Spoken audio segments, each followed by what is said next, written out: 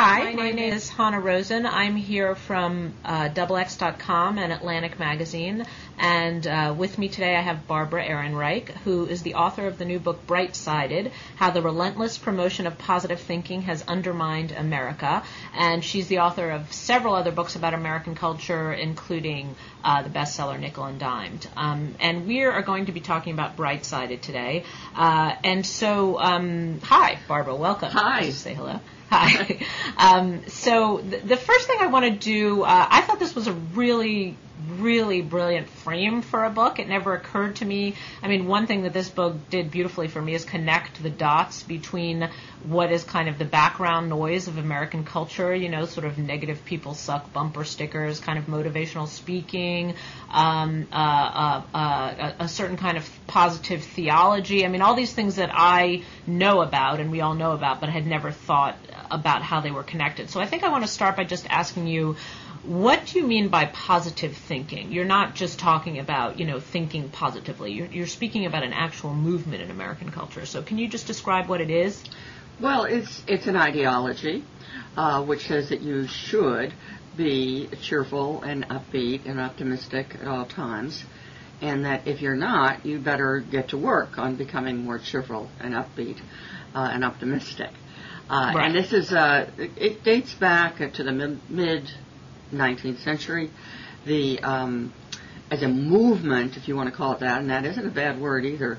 It's the proselytizers are the motivational speakers, a lot of the life coaches, career coaches, all the proponents of what I call positive theology, which includes the prosperity gospel preachers, and all too often it includes as an academic wing, the so-called positive psychologists who attempt to provide some academic legitimacy for this.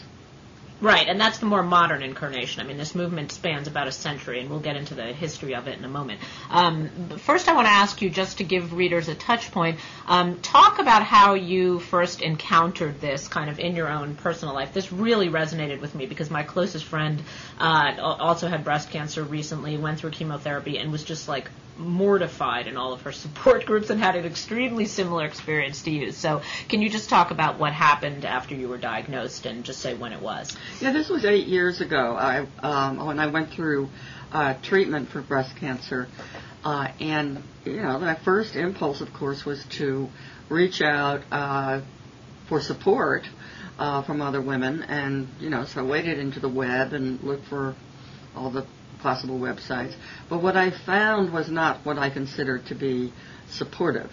What I found was constant exhortations to be positive, cheerful, and even to the extent of embracing the cancer and saying that this was a gift, that this was a good thing in my life, that I should be glad was happening to me. So I felt really alienated. Do you remember the Lance Armstrong quote? I now this slipped out of my head. Yeah, he said cancer was the best thing that ever happened to him. Exactly. It's just kind of amazing. And then, just to give a sense of, I mean, we all understand people are trying to buoy themselves in this situation, but one of the most telling moments was when you described how you went onto a website and posted what seemed to me a perfectly normal reaction to being diagnosed with cancer and having to deal with chemotherapy. So can you talk about that incident? Yeah, I went on to the Komen Foundation's website. Now, Komen, K-O-M-E-N, is the largest of the breast cancer foundations, I think, in America. And they, at that time, had a very active message board. So I put up a posting under the subject line, angry. And it was not, believe me, I don't think it was a crazy rant. I mentioned problems with the insurance company.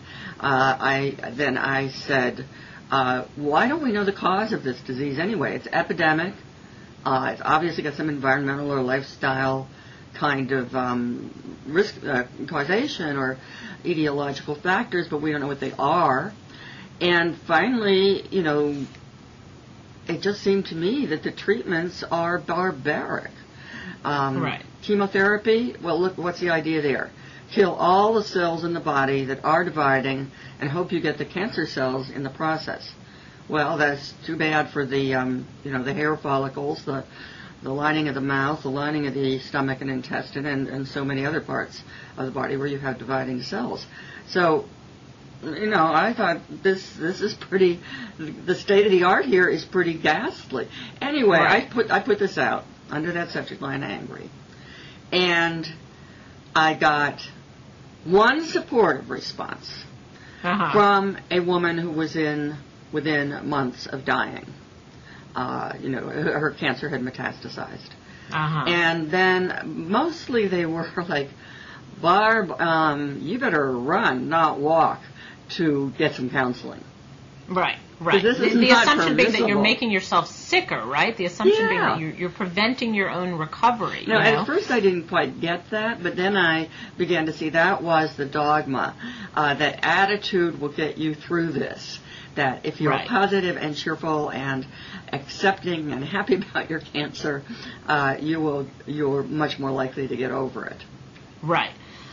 So let's go from there and move to the history of it, because one connection I hadn't made, I have read with sort of great rage like Marianne Williamson and Deepak Chopra, and just this notion that like your attitude can have some effect over the AIDS virus or cancer or things like that, right? Which, all yoga stores and retreat are sort of full of this idea, and it always makes me crazy. So reading about you call it the dark roots of American Right. Before we optimism. get to that, though, just one thing, Hannah, can I throw in? There appears to be nothing to this. Now we have the meta studies that were done in 2007 showing no connection whatsoever between any measures of mood or attitude and recovery from breast cancer and a number of other cancers that have been looked into.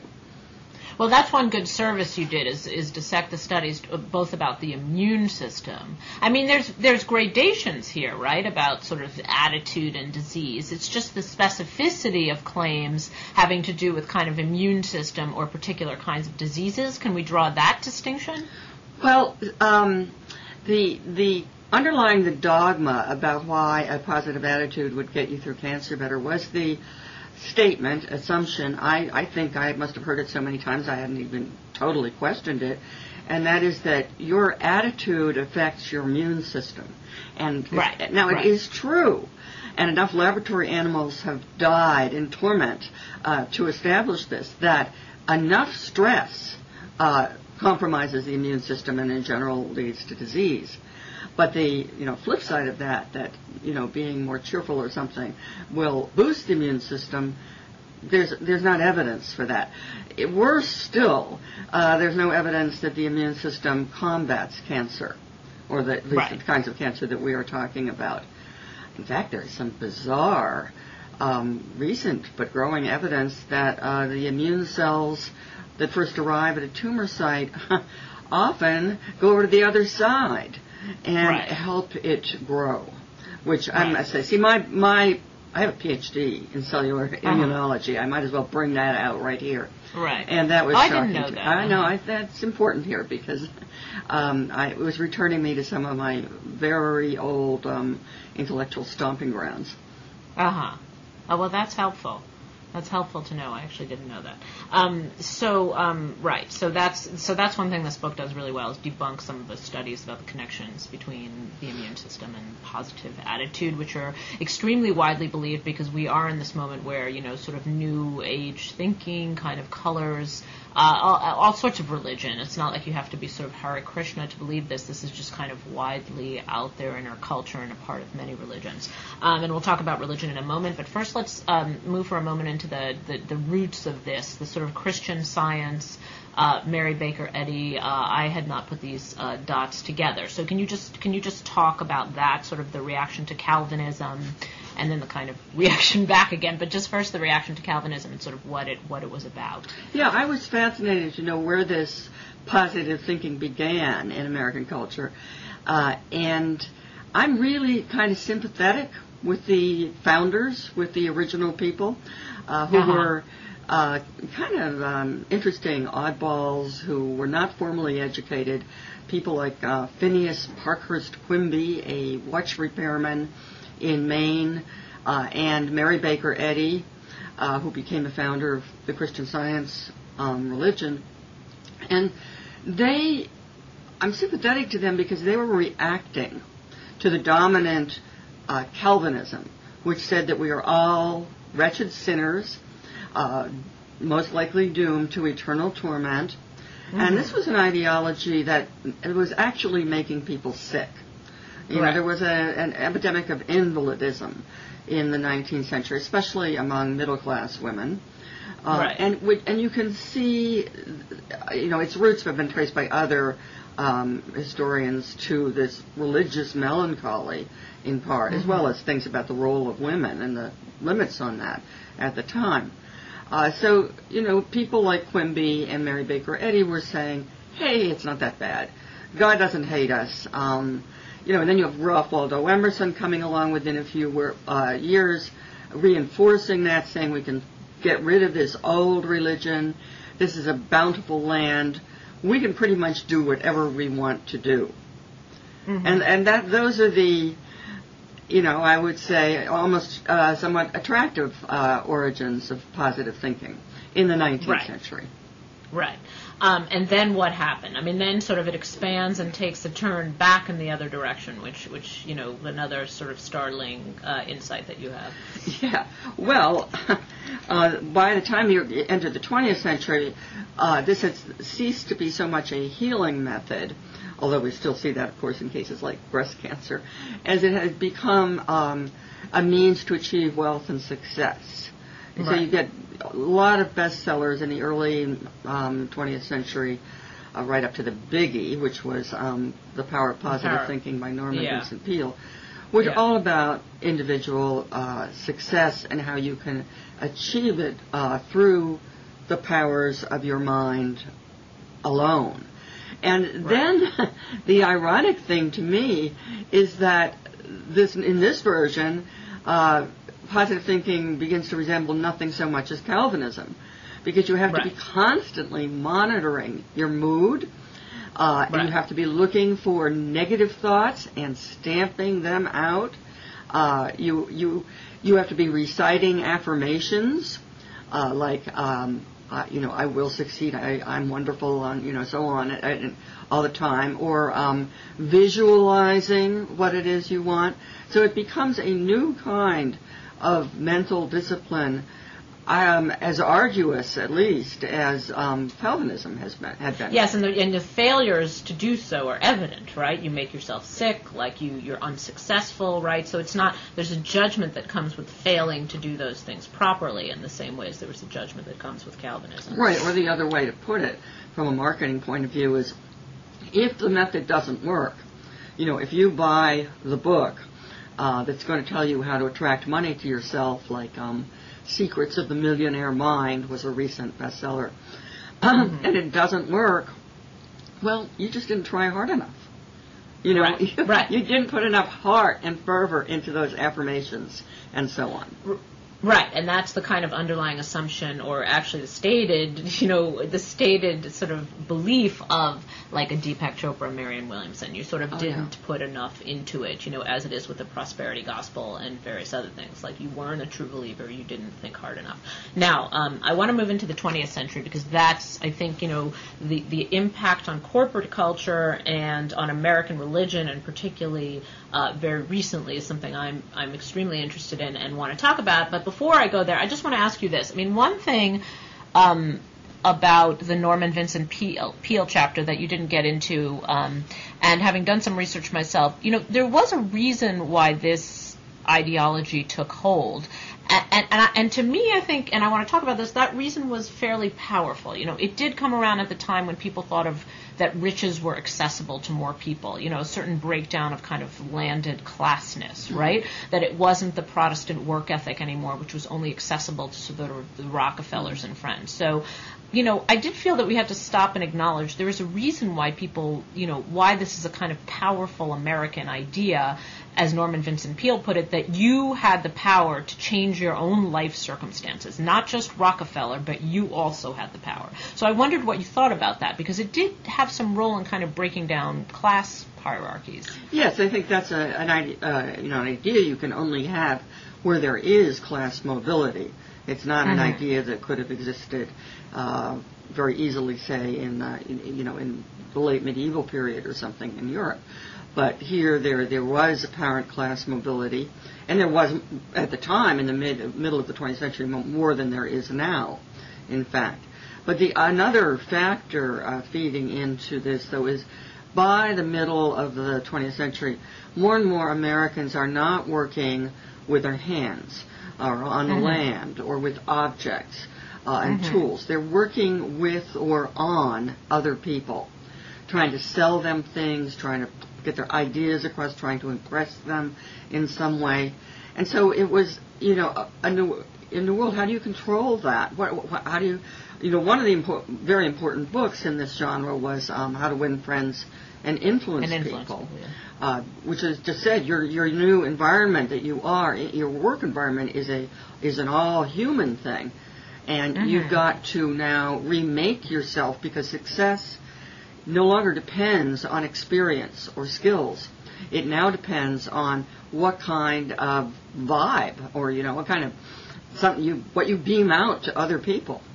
Right. So you feel like it created, like, while it did, it sort of started as maybe a point of opportunity, it started with this notion that people could sort of take control of their own circumstances. It ultimately set up an impossible standard that people could not meet.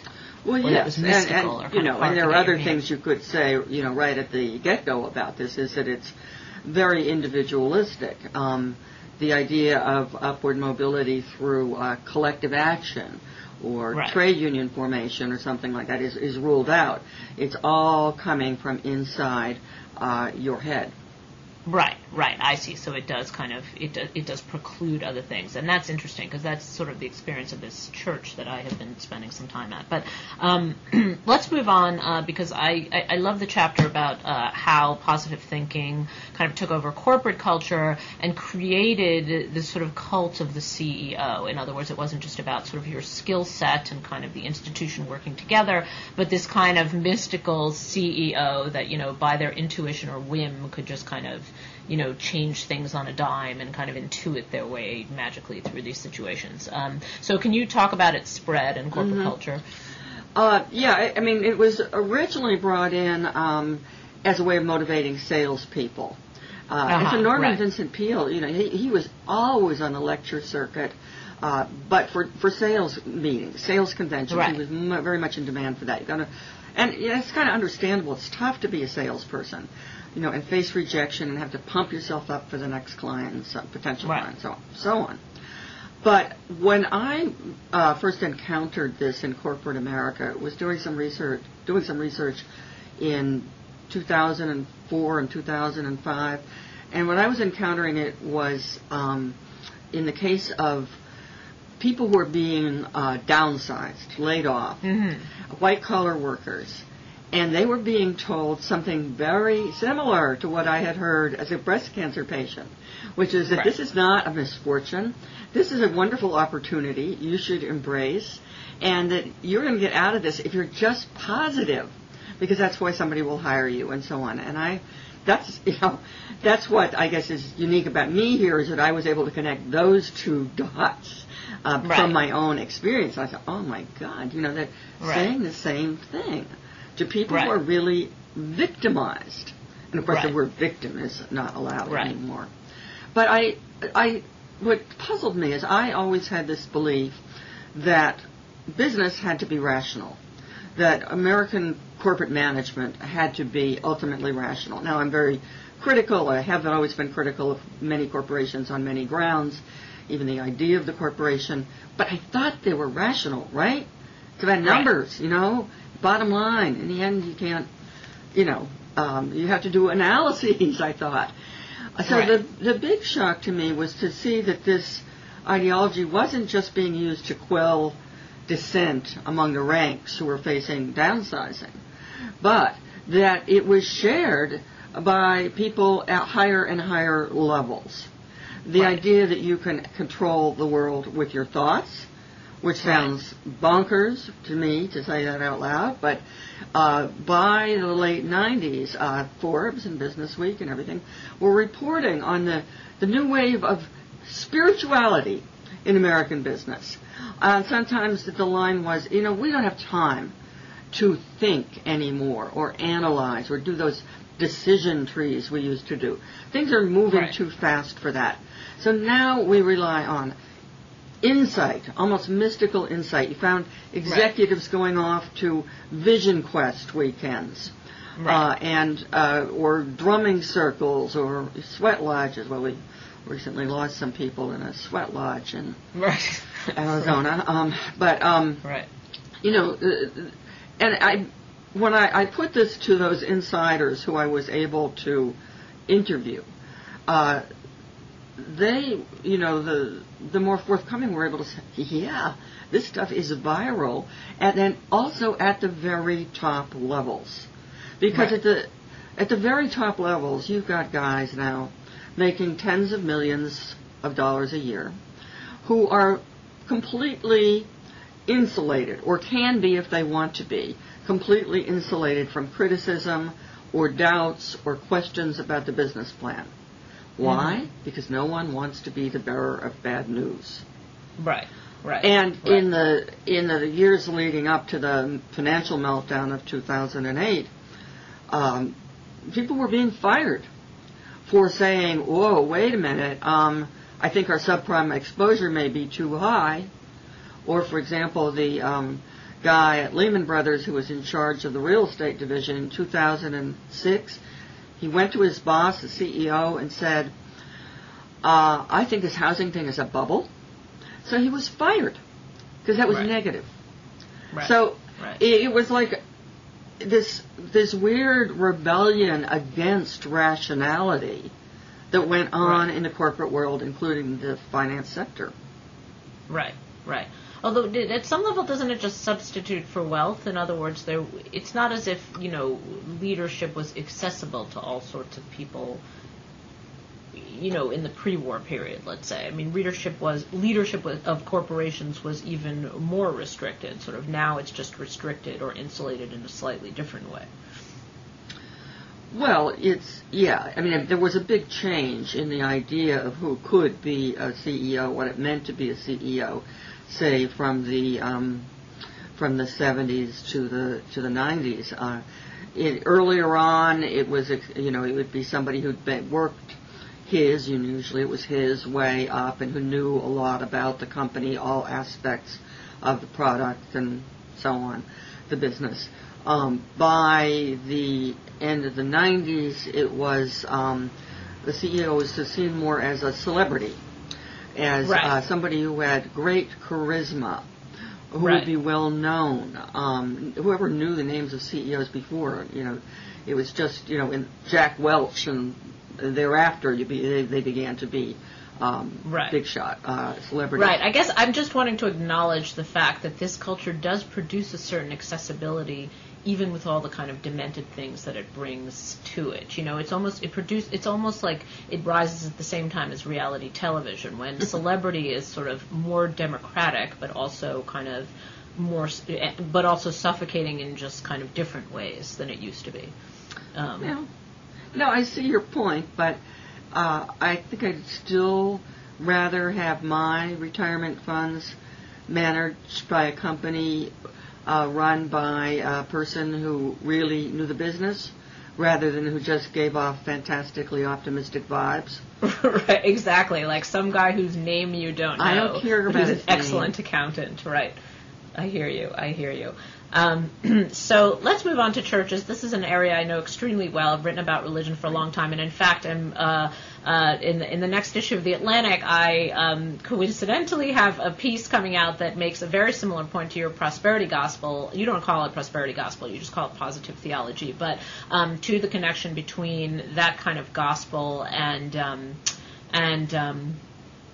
the mortgage crisis. And, one thing I found, which you found as well, is that looking at American religion, which I have been doing for a long time now, it seems that the most recent phenomenon, which no one really is paying attention to, is that the Christian right, which we're used to talking about and criticizing, the proto-Calvinist kind of harsh Christian right, has been really almost, very much supplanted by this kind of positive theology. That is, as churches has become more like corporations and the mega church has taken over the American landscape over the last, 10, 15, 20 years, they have picked up a lot of this corporate ideology of positive thinking. And so can you talk about your visit to the most successful church in America, which is Joel and Victoria Osteen's church, because I just thought that was just a fantastic little episode there. Yeah, well, what's behind mega churches anyway? The whole idea was that you made religion user-friendly. Right. Or seeker-friendly. They'll say seeker-friendly. And that means you can't have hard pews. You should have theater seats. You stop with the fire and brimstone preaching because, that's, so negative to hear on your one day off from work and chores and so on. And you dispense with all overt symbols of Christianity. Now, there are exceptions among the mega churches, but for the most part, like the one I visited, Lakewood Church, the largest mega church in America in Houston, not a cross, not a crucifix. Why? Right. Because, what a bummer to think of the torture of Christ, et cetera, et cetera. So we don't go there in the mega churches. It's all about God wants to prosper you. And, he intends for you to have all the nice things or nice stuff, as Joyce Meyer, one of the prosperity preachers, would put it. And it's supposed to be a feel-good message. And, yes, I link that to the subprime mortgage crisis because as I can't wait to read what you have to say about this, too, but also so does Kevin Phillips and a few other people. That, there are a lot of people who could never get a mortgage. They didn't make enough money, their credit was bad, or because of racism. Suddenly someone comes along and offers you a really amazing mortgage, no down payment, nothing. Right. And then you think, hey, the pastor just said last Sunday that the Lord wanted to reach down and bless me with a larger house. This must be it. Now, is that the kind of thing that you're arguing? Oh, it was extremely explicit. I mean, I really know a lot about this, so I don't want to go on for too long. But for one thing, I do draw a distinction. I mean, I think what happened with megachurches is that what these megachurches, like Willow Creek, in the beginnings of the megachurch movement, started to they were sort of incorporating this in their kind of outlook, in their architecture, the things that you mentioned, no symbols. And then kind of something very different happened in the last 10, 15 years, which is that churches started to incorporate this into their theology, right? So it became part of the theology, not just part of sort of, we're client-friendly, we have our pews this way and that way. And then something really, dramatic happened. Because the prosperity gospel was something we used to associate with, like, Tammy Faye Baker. I mean, we feel like that era kind of ended, right, when those guys sort of exploded and they all went down in shame. And now it's kind of crept back up and taken over the megachurch in this very respectable fashion. So that's sort of part one, is the very recent history of this. But part two, the connection to the mortgage crisis, it's very explicit. Like when Oral Roberts, who's the kind of founder of this theology and the language for it, all of his early testimonies used to talk about cars, right? They used to say, like, and then God told me that I was going to have this green Oldsmobile and it was going to have these rims that look like this, and then suddenly I went to the car lot and there was this, and the guy gave me this free green Oldsmobile, right? And so that's how it was sort of in the post-war period. And now, if you read Joel Osteen's book, and you quote actually a similar passage that I do, it's like, he actually says, like, he talks about, there are these houses and there are these ranch houses and they're kind of flat and they're not worth very much. And, then I see this 2-story house and I really can't afford it. Like, I looked at my bank statement and I can't afford it. And then, God blessed me with the house. It doesn't explain kind of where the money came from or anything like that.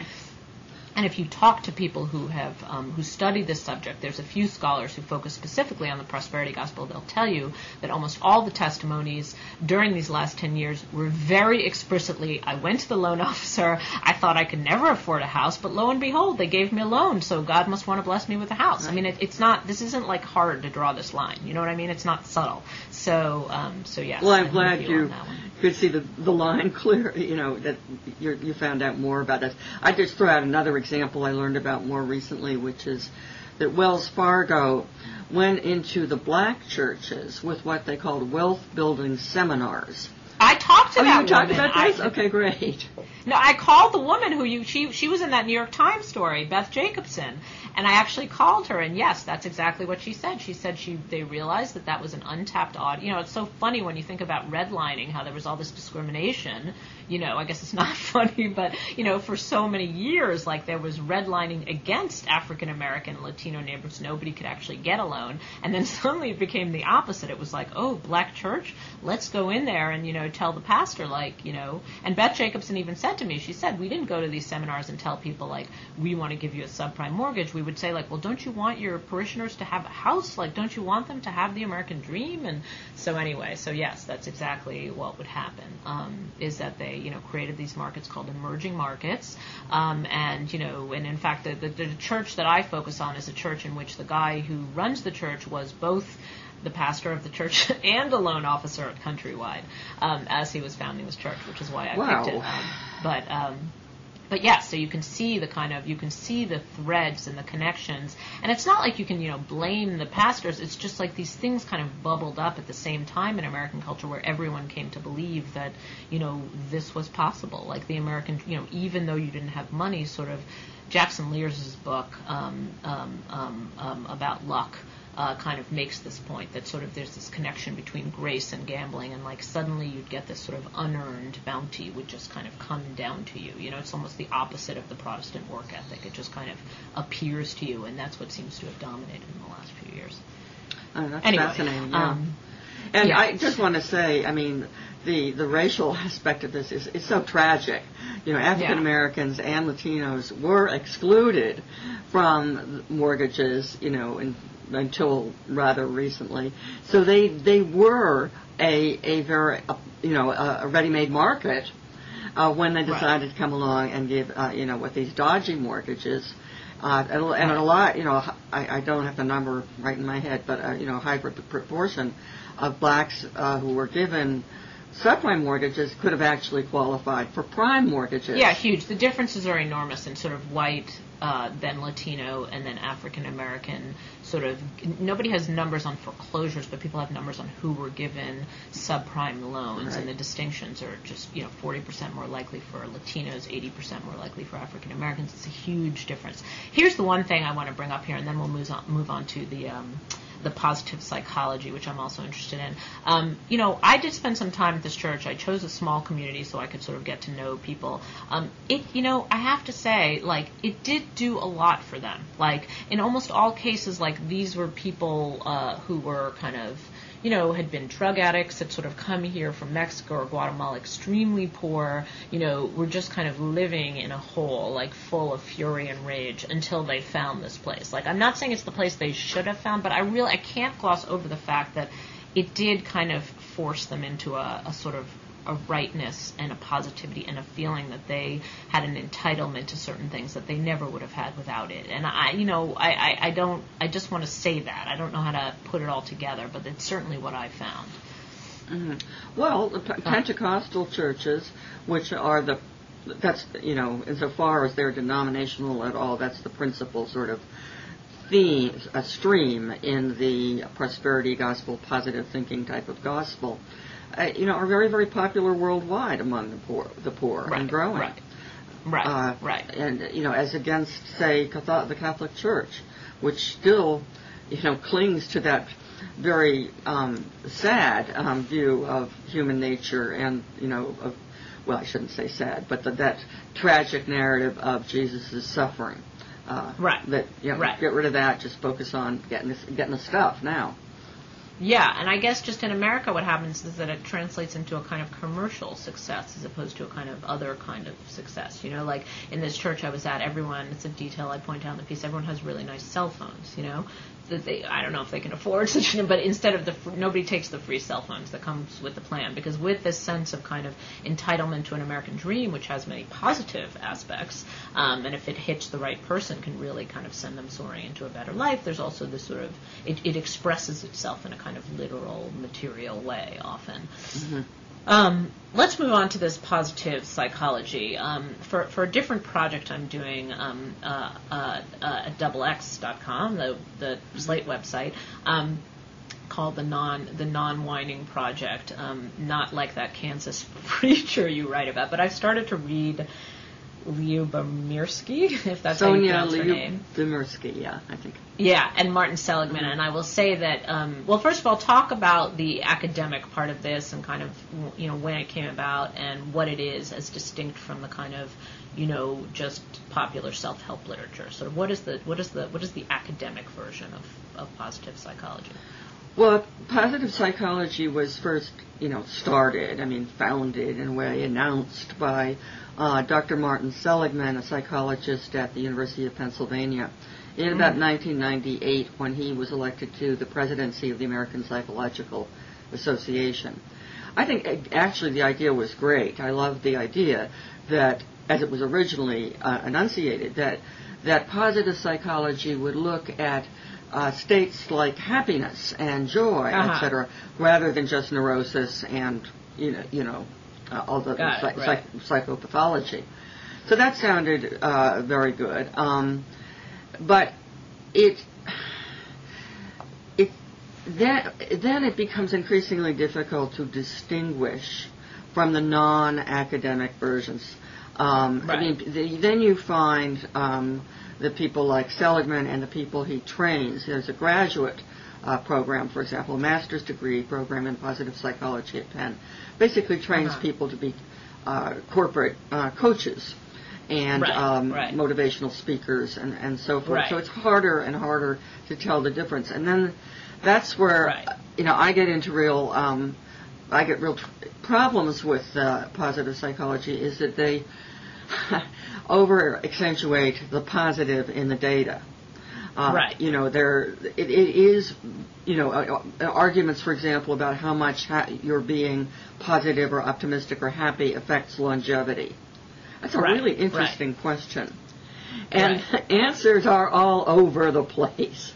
Seligman himself co-authored a study finding that elderly people in nursing homes, the more cantankerous ones, did better. But he doesn't mention that study in his book, Authentic Happiness, strangely.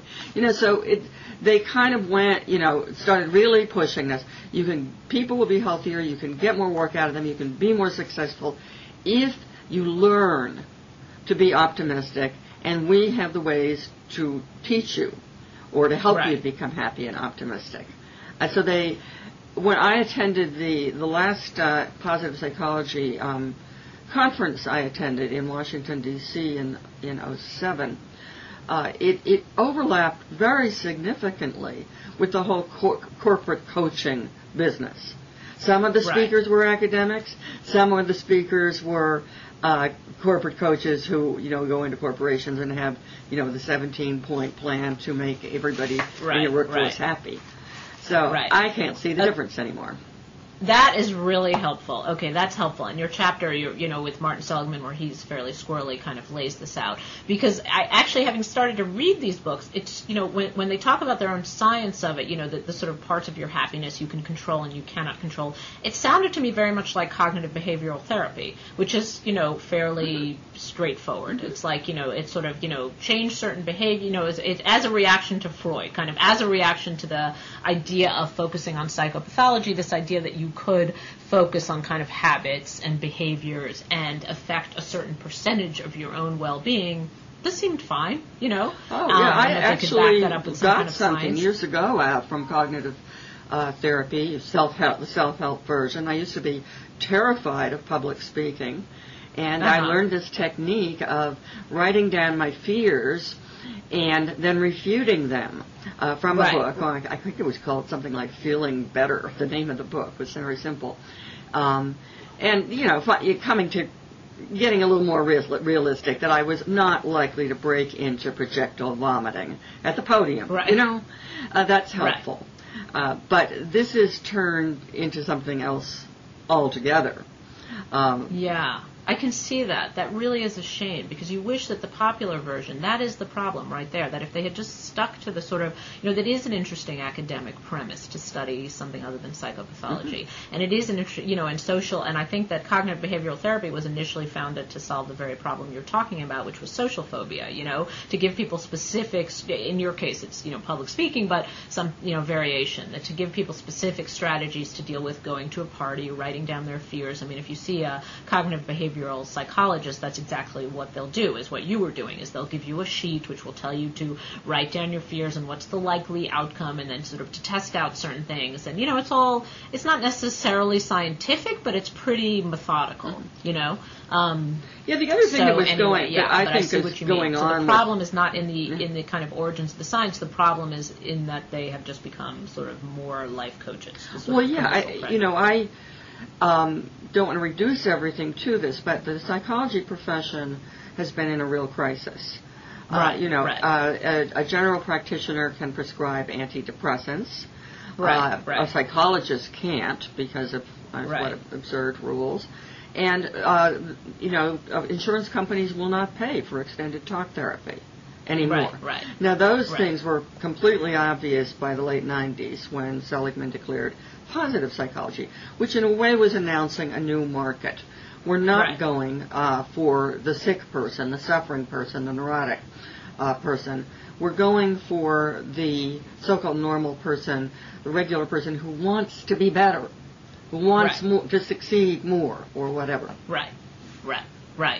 It was a new market. That's exactly what it was, and that is really essentially what the problem was. Because if this was just sort of an academic book like Lou Morsky's book that one was coming across, but in fact you sort of go on the website and it's clear that she, he, everyone in this field is sort of packaging themselves as a kind of coach, charismatic figure. And I actually would love to go to one of those conferences because I'm very curious about it now. Okay, I feel like we've depleted the topic. That was fantastic. We've run through your book. Is there any sort of last things you want to say, things that I failed to cover about the book, things you've learned as you've gone on the book tour? Have you gotten sort of hostility, kind of what's wrong with you, what's wrong with being happy? Like, have you gotten that response? No, I just came back from 2 weeks on the road, and it's been very gratifying. I don't often say that about anything as arduous as a book tour. But that, so often the response is thank you.